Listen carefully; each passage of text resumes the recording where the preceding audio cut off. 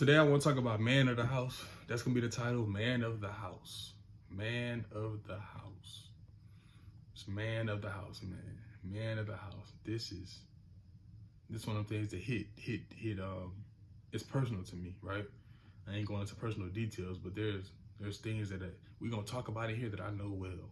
And I need to speak about this because this is something I've dealt with for so long, whether that's with employers, whether that's with the family, whether that's with just anything, but like this. And I know some of us are dealing with this right now. Some of us are dealing with this, man. You know, I'm not gonna sit up here and say this is a word from God.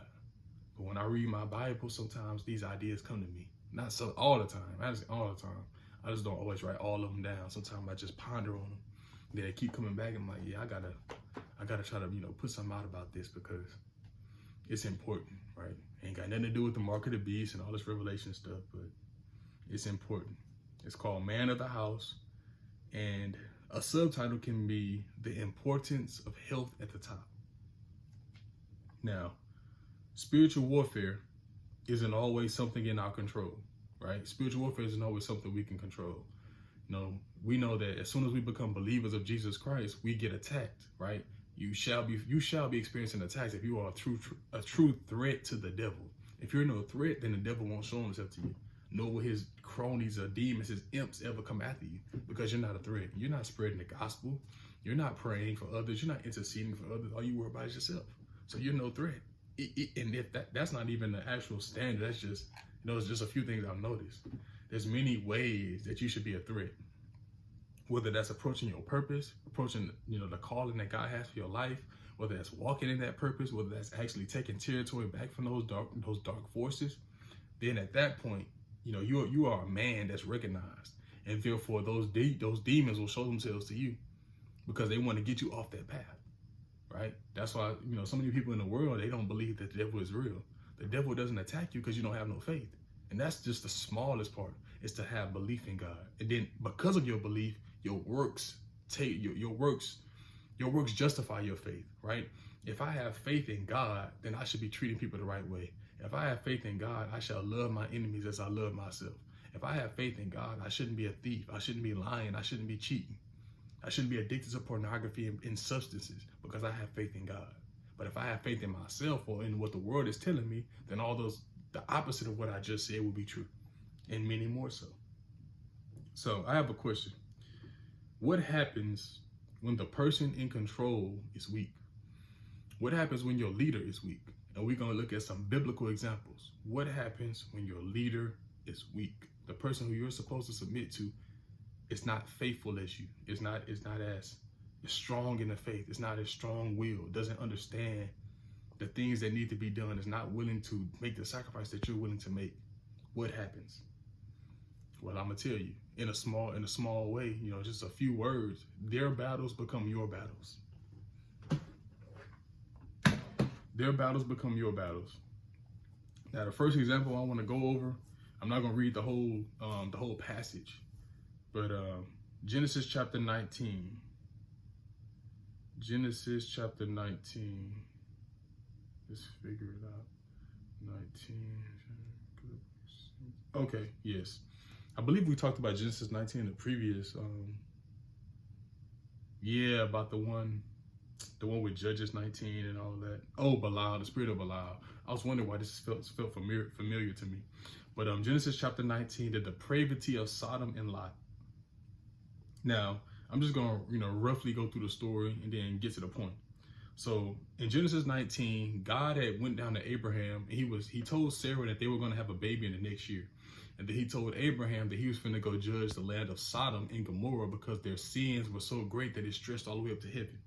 So 2 angels visited God, because God, he came down with 2 angels. So 2 angels went to Sodom to, to judge the land, to see if their sins were as great as what they were thinking they were. So they went and visited Sodom because the sins of the people are too great that heaven had to judge the nation. Now, God, you got to think, before this, God had honored Abraham by letting him know what he was about to do in Sodom. Because God God usually don't let people know what he's about to do. He only does that with his friends. Like later on in the Gospels, where Jesus says, I don't call you my disciples, I call you my friends because I let you know what the Father is doing. Like I would let you know what we're doing if I didn't consider you a friend. I would just treat you like I would keep you on the outside, but they're part of his inner circle. You're my friends now because you have followed me and you've been loyal to me for this long. Therefore, I will honor you and tell you what I'm doing. So, and that you can prove that in John chapter 15, verse 15. But pretty much the whole point of this, of bringing up that example in Genesis 19, is that Lot was facing the destruction of the men of Sodom because of what they were doing. Lot wasn't an unrighteous man. Like, okay, he had some flawed characteristics, as we find out later. But in that current part of the story, before we knew anything about Lot, he wasn't an unrighteous man.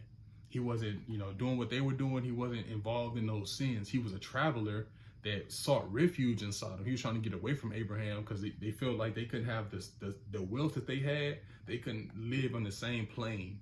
They didn't think that God could stretch them out. Abraham believed, Lot didn't. So that's one thing he didn't have, was faith. He didn't have faith in God. While Abraham stayed in the land that God gave to him, Lot left and went somewhere else because he believed he could live better somewhere else. So pretty much saying all that to say is that Lot faced the destruction of Sodom because of proximity. Because he was there at the land when they were about to be judged, he had to face that destruction. Being so, his daughters that were married to men of Sodom, he went to his sons-in-law, which was the two men that his daughters had married, and he tried to get them to leave the city. Of course, they wouldn't leave. They mocked God. They thought he was tripping, whatever. They all got destroyed. But the whole point is that they wouldn't have been forced to face that reality. Neither would his wife would have been killed. You got to realize, because when they ran from Sodom and the angels had them hand in hand, she looked back. He said, do not look back. Do not look back at the city of sin. She looked back and she got turned to a pillar of salt. And this is because, this represents in a spiritual context when God saves you from your sin, right? We're not talking about you decide to stop sinning on your own. We're talking about God is here. This is a miracle you just watched. God literally just pulled you out of the fire and you walk right back into it. Not a week later, not 20 weeks later, not 3, 4, 50, 40 years where you got weak or something like that. Like, this is literally moments after he told you a direct commandment. Do not look back, and you look back.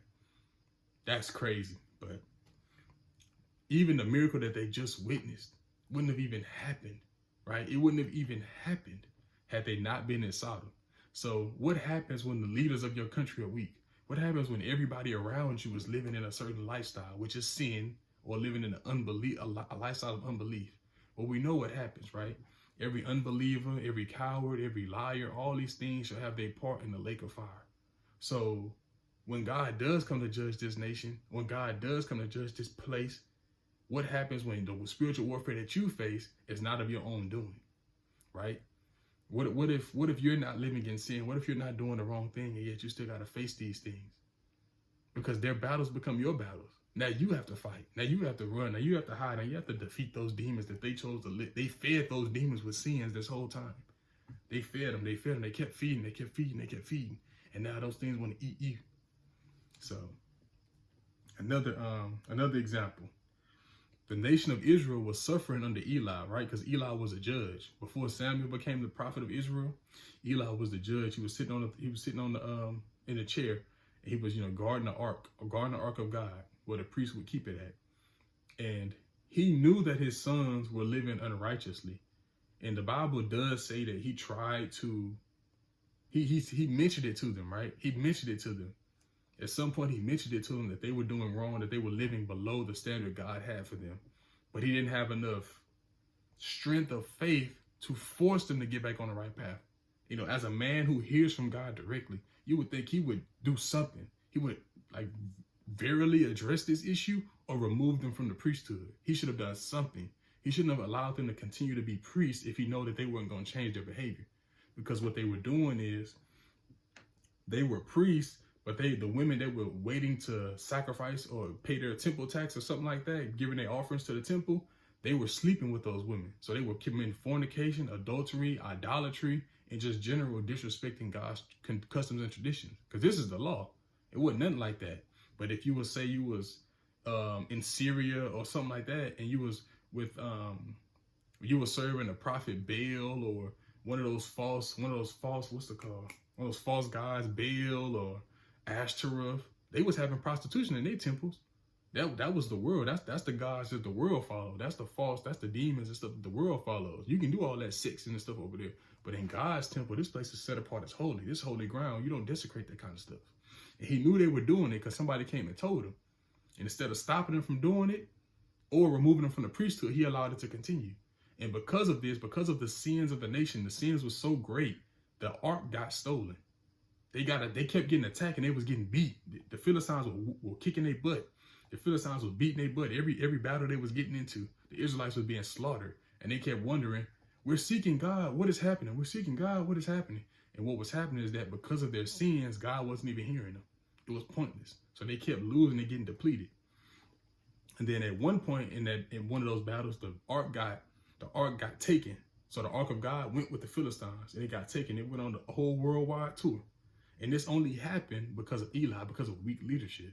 So what happens, right? What happens when you have to suffer because of, the sins of the father, or let's say the sins of your leader? What happens when you're doing things the right way, but spiritual warfare comes at you because someone who is out of your control, that you can't control, does something? And this is not to feel sorry for Eli. The point of that story is that Samuel took over. So when Eli got killed, because when he found out that the ark was stolen, when he found out the ark was stolen and they came and told him, his son, first of all, his sons got killed. God, because this is one of Samuel's this was Samuel's first prophecy, that Eli was going to be killed and his sons were going to be killed. And they weren't going to be, tied to the priesthood anymore. So he killed his sons that day, and then the ark got stolen. And then when the messenger came back and told Eli that the ark was stolen, he fell and broke his neck, right? Which actually symbolizes something. Because if your head is weak, how can your body be healthy? If the head of the person is weak, how could the body be healthy? How then can the muscles and everything receive the signals that they should receive if the head is weak? If the main person at the gate, right? If the main guard that guards the gate is weak, how could the castle be protected? You got to think stuff like that. So it's a spiritual warfare thing, but it's also a physical thing. Like you can see it in both worlds and how it comes together to give you a picture. It should be forming a picture in your head at this point. So the science tells us that if the brain is healthy, then the body can be healthy. But if the brain is unhealthy, then the body has no chance at being healthy, because everything runs through our brain, right? The synapses, the nerve endings, our memory banks, our creativity, our strength, all these things come from signals that our brain sends, like muscle memory. We can't move our arms unless our brains are sending the right signals, or we'll be twitching or having muscle spasms or doing something, a little weird. That's actually where seizures come from the brain. Something is off in the brain. But the point is, when surrounded by sin and its consequences, you will be affected by others' decisions and unbelief. So when you're surrounded by other people's sins and its consequences, you will be affected by their decisions. Their decisions to not worship God, their decisions to not do right, will now become something that you have to deal with. Now think about another example, David and Saul. Now Saul disobeyed God twice, direct orders from God. In 1 Samuel 13 and 1 Samuel 15, he did the burnt sacrifice before he was supposed to, and he had spared Agag, the king of the Amalekites. And this is before David even became anointed to be king. Because of these two disobediences, David was anointed in 1 Samuel chapter 16. Now, it's crazy because David was actually the right king, but he had to deal with the previous king's mistakes before he got to go into his kingship. So that's why he had to kill Goliath.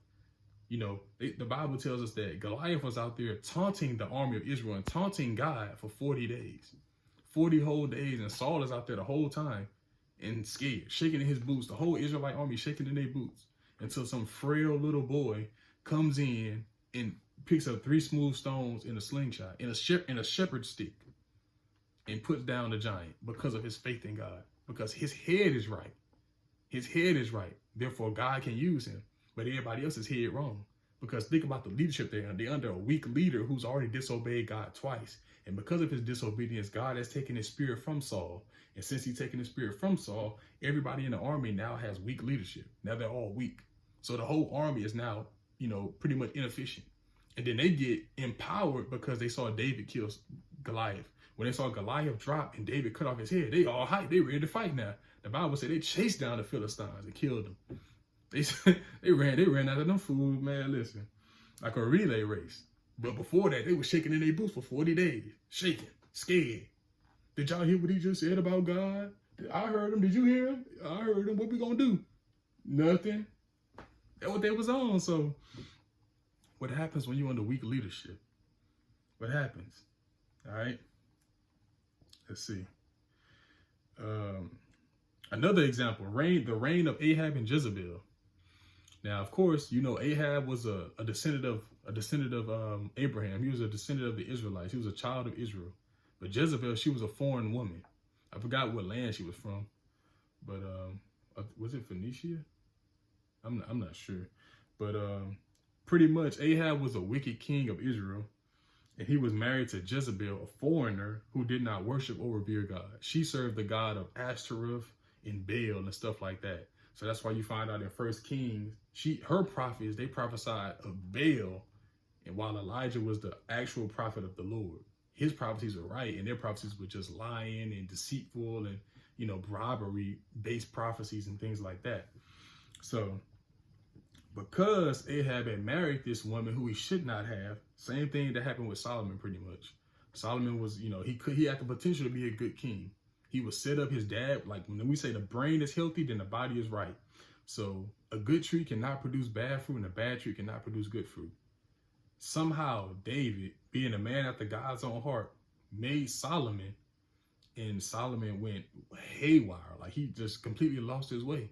But there was one thing that David told Solomon before he had died, before he had shuffled off the mortal coil. He said, if there's one thing that you remember to keep the Lord's commandment. Remember to keep the Lord's commandment and observe all that he asked you to do it. And then somehow he got completely lost in, what happened to Solomon. So if the head is healthy, it still produces bad things. And you got to wonder, well, who could this have come from? But we know David was lustful. We know David had a problem with lust. He had 7 wives. He had many children. He had Bathsheba, right? Like, this was 2 adulterers. They got together. Yes, God forgave their sin. Yes, God wiped it away from them. But they were still adulterers. That's how they came to be, as adulterers. So it would make sense that sin, it passed down, and it literally became way worse than it ever was with David, because his father Jesse, right? The Bible say in Psalms that he was conceived. This is what David says. He was conceived in sin. He's the root of Jesse. So the sin started at Jesse. So at some point, as we hear about David growing up, they never speak about Jesse's wife. They never say that Jesse had a mother. I'm not Jesse. They never say that David had a mother. David never talks about his mother. It's almost like she doesn't exist. So what would that mean, except that his mother is probably a prostitute or a concubine, somebody of low-born status that meant nothing, or she wasn't valued at that time. So Jesse was the first man who brought that sin into their family. And then David took it a little further. He had 7 wives. And then Solomon blew it out the water and had 700 wives. Crazy.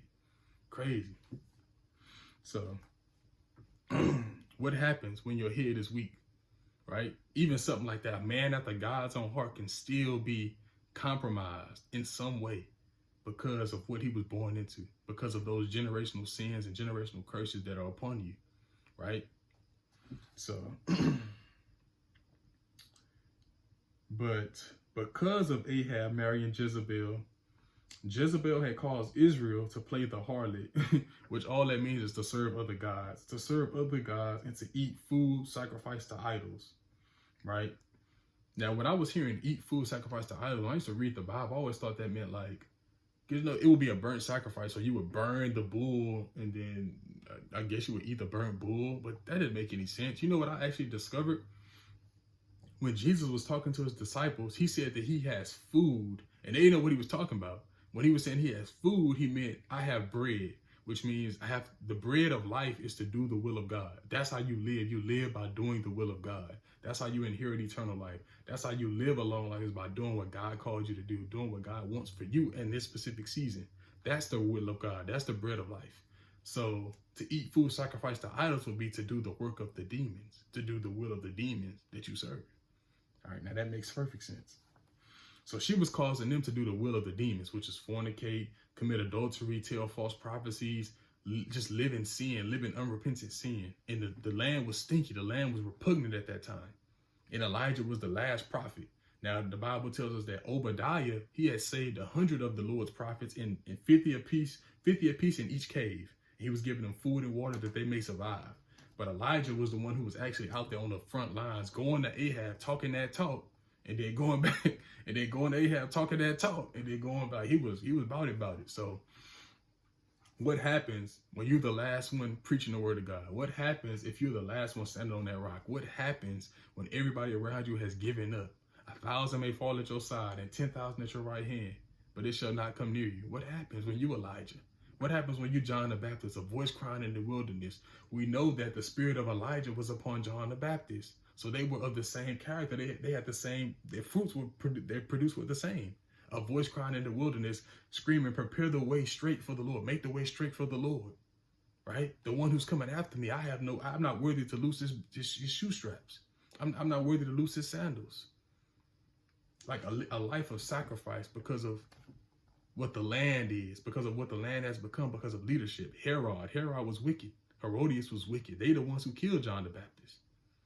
So, and it was the same thing as being under Ahab and Jezebel. Like the spirit of Ahab was upon Herod, the spirit of Jezebel was upon Herodias, and the spirit of Elijah was upon John the Baptist. It makes perfect sense that Jezebel wanted to kill Jezebel wanted to kill Elijah, but she couldn't kill Elijah. Why? Because when Elijah ran, the heaven's armies came and swooped him up in a whirlpool, right? In a wind of clouds. He got raptured. He got raptured, bro. Elijah got raptured. He didn't die. He got raptured. So it's crazy that the spirit of Jezebel wanted to kill Elijah. She wanted to kill Elijah. She never got to kill Elijah because Elijah went to heaven. So the spirit of Jezebel is still searching around. And then what happens? Well, her spirit settles upon Herodias because the spirit of Elijah is now on earth again. The spirit of Elijah is upon John the Baptist. So if the spirit of Elijah is upon John the Baptist, and then Herodias, she knows John the Baptist, it makes sense that she killed him, that she requested to have his head. What sense does she have coming against John the Baptist? That what he said is true? Right? Like, just, you got to think about it. You got to put all those signs together. The spirit of Ahab, the wicked king, was upon Herod, the other wicked king. The spirit of Jezebel was upon Herodias, the manipulative, lying, and fornicating woman.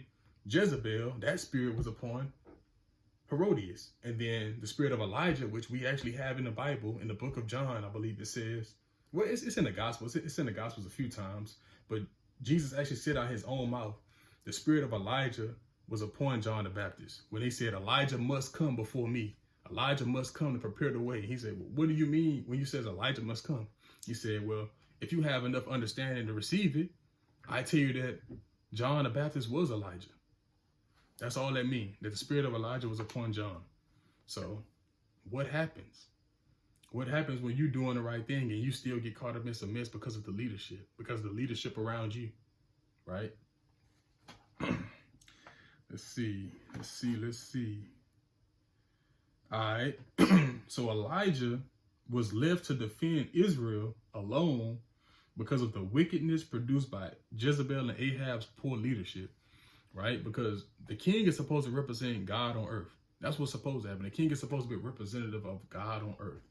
And if that's so, and the king becomes wicked, then he's not representing God very well, is he? Not only that, he's married a foreign woman who doesn't even worship God. So it's unequally yoked at this point. So the Bible says that iron sharpens iron, so does a friend sharpen a friend. But let's say if you're a weak friend, say if this person has faith in God and you don't, what's going to end up happening? Now, if their faith is strong enough, they will empower you to have faith. If you're living strong in faith, you empower them to have faith and they will come up to your level. But God told us not to have unequally yoked. We shouldn't be unequally yoked with unbelievers, right? But then think about what actually happened in this story. Ahab had faith. He believed in God. But then he married Jezebel, who didn't believe in God, and she brought him down low. So his faith depleted till he was just like her. a vagabond, worthless. It was worth nothing at that point. So, because of the wickedness produced by their unholy union, Elijah had to fight that off alone. But the whole point of this is to now discern what would be excellent leadership under God's eyes. Like, what does God say is excellent leadership? What does God believe? What is God's wish for leadership, right? And this will be found in 1 Timothy chapter 3, verses 2 through 7. Now it says, it's talking about a bishop. It's talking about a person who leads the church, but it all fits together. Because a bishop is the leader. It's the leader of the church, the pastor, the preacher. You can't lead the church if you can't lead your own house.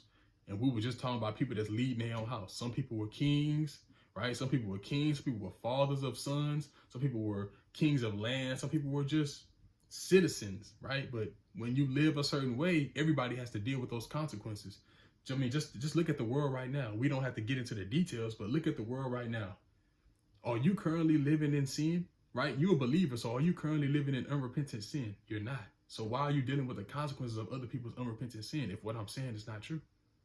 We're literally dealing with how other people feel about things. Look at the Pride Month. We don't get to turn our heads anymore. They push it in front of our faces. They're making our kids be taught this stuff at an early age. We chose not to do that, but they're forcing that upon our kids. Now we have to, be even more vigilant as parents because of what they're doing. So what happens when the spiritual warfare hits your home and it's not nothing that you've done wrong? When it's something that someone else has done and now you have to fight that off. So 1 Timothy chapter 3, verses 2 through 7. And then we'll call it a day.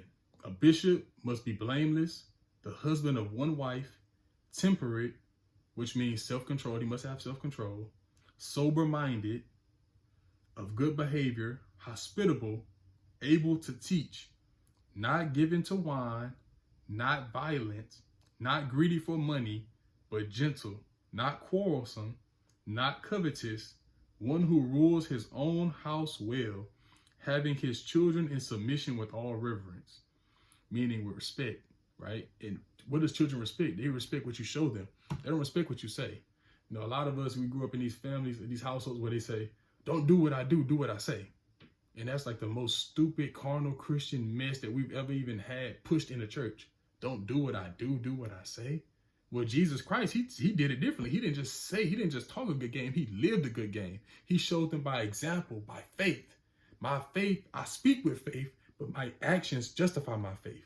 I say I love the poor. Well, you see how I give to the poor. I say I have compassion upon people. You see how I broke the bread and I multiplied the food so that the 5,000 can eat, and also so that the 4,000 can eat. I healed blind Bartimaeus because I came to set free those who are oppressed, those who have a spirit of infirmity, those who have had sicknesses, the woman with the blood issue for 12 years. Like, we can go on and on and on about how Jesus lived by true faith. He showed examples of his faith. He didn't just talk a good game, he lived a good game.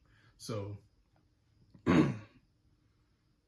having his children in submission with all reverence, which means you got to be an example. You got to live by example, right? What does it say? Is that 1 Peter chapter 5? I believe it's 1 Peter chapter 5 when he says, let me go. I'm going to get it exactly right. I don't want to lie to you. I know what it says, but I don't want to say it wrong. 1 Peter chapter 5. All right, let's see. 1 Peter chapter 5, verse 2. There we go. Shepherd, right? You know what a shepherd does? Shepherd is the leader of the sheep. So shepherd the flock of God, which is among you, serving as overseers, not by compulsion, but willingly, not for dishonest gain, but eagerly, nor as being lords over those entrusted to you, but being examples to the flock. And when the chief shepherd appears, you will receive the crown of glory that does not fade away. So he says, don't be greedy. Don't be forced to do it. Don't be an overseer. Don't be saying one thing, but then doing something else. But be examples. Be a living example that they can base what they're trying to do off of what you've done. You live by, if you're going to preach faith, you live by faith. If you're going to preach wrongdoing, you live by wrongdoing, right? Like, be who you say you are. Give a good example, right? You must have a good report. And we'll go into that later on in this scripture because it says, for if a man, we're going back to 1 Timothy chapter 3, verse 2 through 7. For if a man does not know how to rule his own house, how will he take care of the church of God? He can't be a novice. He can't be a rookie unless being puffed up with pride, he fall into the same condemnation as the devil. Moreover, he must have a good testimony among those who are outside. So when I just said, if you're going to preach wrong, live wrong, well, that just disqualified all that. I was just trying to drive the point home that if you're going to say one thing, you need to do that thing. If you say you love God, then show people you love God. Live by example so that they can see, right? Because an unbeliever, they may never open their Bible. But if they see how you live and how God, how you have faith in God in the midst of trials and temptations and hard situations, maybe they will want to see, what would it take for me to get that kind of peace, that kind of patience in the midst of a storm? What's this God you say? What's his name? What, I can read the Bible, but I can get that? You said I could just believe in my heart and confess with my mouth? Let me try that out, right? Because I've tried everything and I see how you handle situations, and I want to have that. I want to have that self-control. I want to have that spirit working inside of me. It's like Simon when he saw Peter doing those miracles. Wait, hold on. What's this power you got? You said it's the Holy Spirit. What that is? I'm a magician and I can't do nothing like that. He thought he had it all figured out. He had divination. He had prophecies that were right, but they were from the wrong side of the coin. They even say that Simon had such a good name among the people that he was living with that they thought he was a man of God. He never called himself a man of God, but they thought he was a man of God because of the miracle signs and wonders that he was able to do through magic. And then when he saw the real power of God, he wanted that. How you could do that? Then in Acts 8:20, what did Peter say?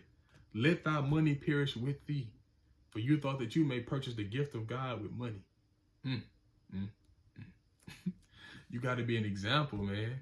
Right? Now, whatever happened with Simon, that got to do with him and God. If he truly believe in God, or if he just trying to do, he just want the gift. We can't idolize the gifts that God gives us. We have to chase after God. And if God chooses to give you a gift, that's great. Then you use that gift for God's purposes, because all things work together for the good of those who love God and who are the called according to his purpose. So you use what he gives you for his purpose. That's what you do. That's how you show God your appreciation. That's how you show God your faith and your thankfulness and your gratefulness, is by using what he gave you to serve his greater purpose, because he knows what we all need. None of us know what to do. None of us have any health without God.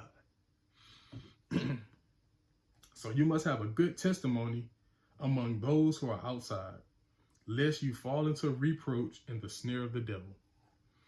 So it all fits together. When people live in sin, other people get affected by this. And you shouldn't even be a leader. You know what's crazy is the thing? A lot of these leaders, when they were put inside, when they were promoted to the leadership position, they weren't evil. Eli wasn't like that when he was promoted as the leader of Israel. Saul wasn't a bad man when he was promoted as the king of Israel. Ahab wasn't a bad man. He was just a son of Israel who God chose to give the kingship to. These people wasn't bad when they became king. Solomon wasn't a bad man when he became the king. It's over time, the decisions that they made, the demons that they have brought in, that they've wrought, and all those decisions that they made, and the consequences of those decisions that made them become what they became in their later lives. Right? Marrying these foreign women when God told you not to marry foreign women. So Ahab had no excuse. He saw what happened to Solomon. He saw what happened. And then Jehoram married the daughter of Jezebel. I mean, like, they saw what happened to Israel. They saw what happened. They saw God's fury, and they still chose to follow the wrong path. It makes no sense at all. But when they come in with the right mindset. They come in with the right mind. They're going to serve God. They're going to do right. And then somehow they get lost, right? Because he said, not being a novice. This is where he comes from, not being a novice. A lot of times God was putting novices on the throne. Now, I don't know why. Maybe because he knew what was going to happen. He just tried to make us, I don't know. But a lot of times he put a novice on the throne. Saul was a novice. Eli wasn't a novice, but Jehoram was a novice. Ahab was a novice. These are rookies. And they fell into the snare of the devil. They allowed temptation to draw them away. What would it have taken to find a beautiful woman from the children of Israel that has faith in God, that would allow your kingdom to spread and be built up the right way? It wouldn't have taken nothing. Or like Samson. Samson, he was a novice. He got the Spirit of God put upon him as a child. He didn't know what he was doing with that. He grew up with all this strength, Herculean strength. He don't know what to do with that. He never earned it. God just gave it to him, a novice, puffed up with pride. I can tell anybody anything. I'm the strongest man alive. And what happened? Lost his hair, lost his strength, and got killed. Yeah, he did kill a few Philistines. You know, he did destroy the temple of Dagon, but what does that really mean? I mean, when God told you, I want you to start delivering the people from the Philistines, did you actually get that done? You got part of it done. So yeah, he got part of it done. But his pride, being a novice, he didn't get the full weight of what God wanted done. And this is why Goliath was there. So you got to think about it. I said that David suffered because of Saul's decisions, but Saul suffered because of Samson's decisions. If Samson had defeated the Philistines, then Saul wouldn't have had to deal with Goliath. Therefore, David wouldn't have to deal with Goliath. You see how these things roll over into the next generation? The sins of the father, the iniquities of the father shall visit the sons and daughters to the third and fourth generation of those who hate me. God is not talking about, I really hate God. It's not talking about atheists and stuff. This means those who are rejecting of God. You can be saved and then reject what God wants you to do because God calls you to do something that you don't want to do. And you think you saved, but because you don't want to do the will of God, which is the bread of life, your life is cut short. And because of this, what God still wants to be done has to be done. So therefore, it passed on to the next generation. And then Saul is weak. He's scared because we told you in the last video what happened to his tribe. Because he was a small man, he had a small mindset of himself. Why? Because of what happened in Judges chapter 19. Go read that story. You'll find out why Saul became Saul. I mean, I believe it's Judges 19 through 22. So it's 3 chapters, but find out why Saul became Saul. And you'll find out why he had a small mind, a small view of himself. And because he was small, it fell down to David. So, man, listen, these things, we got to get right. As men, as women who God has put in leadership positions to represent him the right way. We must do this because if we don't address the demons that are plaguing us, then our children will deal with it, right? Our children will have to deal with that, or later generations of other people's children will deal with that, right? The people that's in Capitol Hill that's passing these bills, they don't believe in God. They're clearly showing you by their politics what they believe in. And our children have to learn their falsehood, their lies, their deceit because of what they are choosing to live in. So other people have to deal with spiritual implications because of what you choose to do at times. So what do we do in that case? We got to live by example, right? We got to live by an example. We got to be a living example to those who are not in the faith and to those who are in the faith. We can inspire them to go further in their faith. And those who have no faith, we can empower them to come and see what it is, what it's like to have faith. In Jesus' name, I pray that message blessed you, that you learned something, that you gained an understanding, that you was able to put these scriptures together as I did and understand the exegetical meaning behind it. And then now you have the answer. Well, what does God expect of us? Well, for you to serve, live as a living example. 1 Peter chapter 5, verse 2, shepherd the flock among you, not by compulsion, but willingly, not for dishonest gain, but because you chose to, right? Because you love God, not covetousness, right? Not greedily, not greedy for money, but serving willingly, being willingly a servant of God, and not as a person who says, don't do what I do, do what I say. Actually, let them see an example of what you do and let that be the teacher for you, right? Like Paul told us to preach the gospel in season and out of season. Well, when Paul said to preach the gospel in season and out of season, that doesn't mean to speak all day, to always talk about God. That means to live like God. Be like Jesus. Live through his character. Let his character transform your life. Therefore, when people see you, they're going to say, dang, I like